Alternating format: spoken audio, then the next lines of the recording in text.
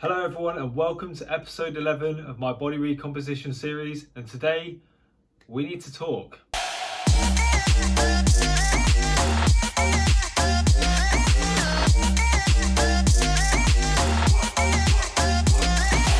Okay, so we're back to this format of video again after episode 10, which you can watch if you go back on my channel. I of course have a playlist of all my body recomposition episodes, so if you missed that one, make sure you go and watch it. It was about my gym and my fridge, basically took you on a tour of that.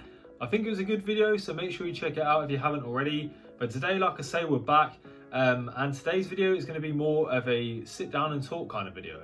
So I'm going to take you through my weigh-in and then my physique update as I always do. But then after that, I want to have a little chat about just life in general, what I've been up to this week, and basically what sort of things are happening right now in terms of my life. So we'll go on to the weigh-in, which I'll put on the screen for you right now. As you'll be able to see, I'm just stepping onto the scales, and today I weighed in at 91.85 kilograms. As you'll be able to see on the screen, it says 92.2, but that's because I was holding my phone. But that is 0.65 kilograms up from last week when I weighed in at 91.2. So we're moving up in the right direction and things are going well on this bulk. And now moving on to my physique update, I want to ask you lot a little question. Do you think that my body looks like it's at 25% body fat? Looking at the physique itself, I feel like my front shots and my side shots aren't looking too different to what they've been looking like before. And as we make our way onto the back shots, I feel like they're actually getting better. Especially with my first pose, you'll be able to see that my back is looking quite strong and I'm looking quite wide. However, I do store a lot of fat in my hips.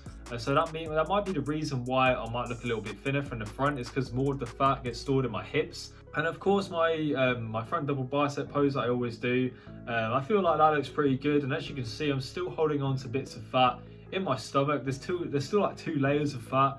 Obviously I'm not thin, I'm not lean, that's not what I'm trying to do right now, but that is the physique update and that's what I'm looking like so far. Alright, and now this little chat that I wanted to have with you. Basically, I wanted to somewhat apologise for being a bit distant and inactive on social medias at the minute. I've not really been posting too much on my Instagram, I've not really been keeping up to date with my feed. My TikTok has been going quite well. I've been posting quite a lot on that, but it is like quite short content, so it's easy for me to put stuff out. And then for my YouTube channel, I believe for the last 2 weeks, I haven't uploaded on a Sunday, but there's a reason for that. And I want to tell you right now, and I've told you before, kind of what's been going on, but I just want to reiterate it and just tell you again. So basically the reason why I've been a little bit more inactive on the social medias is because it's March time. And as a lot of people know, they go to university. When it gets to around March, April time, all of the big coursework starts to get due in, and it's just quite a stressful time for everyone. So I have, I believe, 4 or 5 modules of coursework due in all over the next couple of months. It starts, I believe, at the end of March and then goes through to the end of April. So I'm trying to get everything ready and I'm trying to stay ahead of the schedule, so I'm not just stressing and crying over stuff the night before it's due in. I want to make sure that I'm prepared for it. So for that reason, the social media's had to take a little bit of a back foot and I'm having to focus more on my university work. So speaking of which, I've tried to implement like this new 9 to 5 system with my university work, which I got off my friend Fraser. But it's something that he did in his final year and I'm trying to sort of implement it into my schedule. So basically I'm treating my university work like a 9 to 5 job.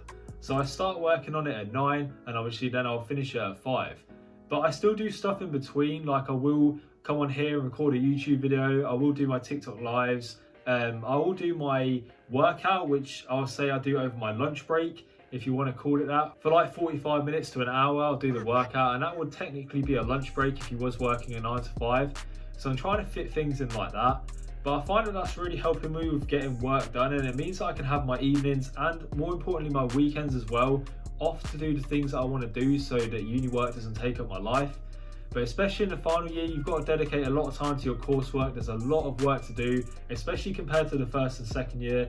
And so that's the system that I've been implementing at the minute to try and get things done. Also, in terms of my running, you lot all know by now that I'm doing a half marathon on the 26th of September. And if you don't know, there's a Just Giving page in the description of this video, so make sure you take a look at that if you haven't already. But basically, last week on Tuesday, I picked up a little bit of an injury. I went out for a 5k run and I ended up messing up my ankles, just basically like my whole lower leg, but I could especially feel it in my ankles and my shins, and it wasn't good. I was walking home and I could really feel like a shooting pain, so I've had to take a little bit of time off. but I asked on my Instagram for some advice on how I can get over my shin splints and heal them up. And the people on my Instagram came through, they was amazing. I got so many responses and so many ways in which I can help heal my shin splints.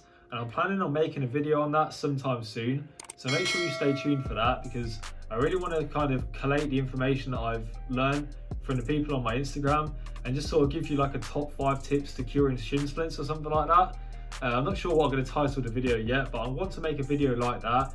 And I've been going through a little bit of a regime in the morning where I do these things that I need to do to heal my shin splints, and it's kind of like a rehabilitation kind of thing.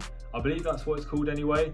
But I've been doing that, and like I say, I want to try and make a video so I can help you lot as well. But in terms of working out, going in the garage gym and doing my weights, I've still been doing that absolutely fine. I can stand on my legs, like, you know, they're not broken or anything, but I'm just taking a break from the running because it's obviously quite high impact. And so I'm trying to do things that are more low impact. So for example, I'm walking now instead of running, trying to get more steps in per day like that. And then with my workouts as well, I will do some stuff standing, but I'm kind of just taking it easier on my lower legs for now. And lastly, in terms of my diet, it's not been the best. If I'm being totally honest with you, it's not been the best. I've been going to the shop quite a lot and getting snacks and stuff.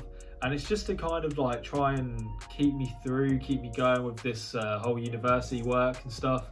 Because like I said before, it's very stressful.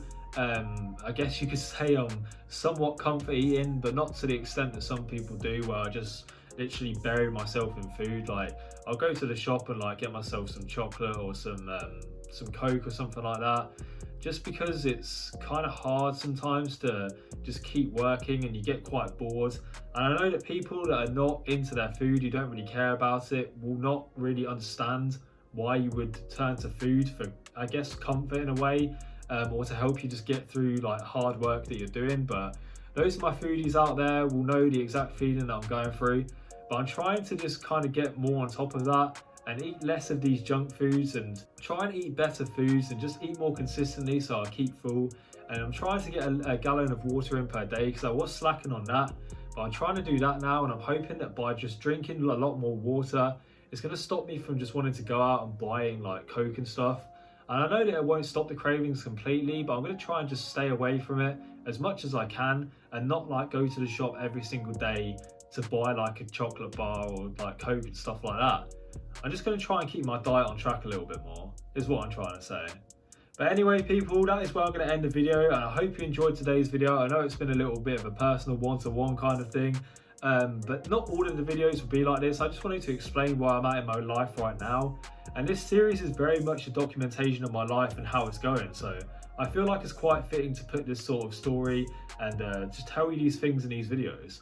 So like I say, if you did enjoy the video, if you want to help out the channel, if you want to help me grow, then make sure you click the like button, make sure you subscribe down below, and please leave a comment of anything that you want to comment. You can comment anything you want. We'll do a little bit of a word of the day, so comment down below guess if you got to the end of the video, so that I know that you watched all the way through. I'd really appreciate everyone that could do that for me. But for now, I'll see you in the next video. Take care.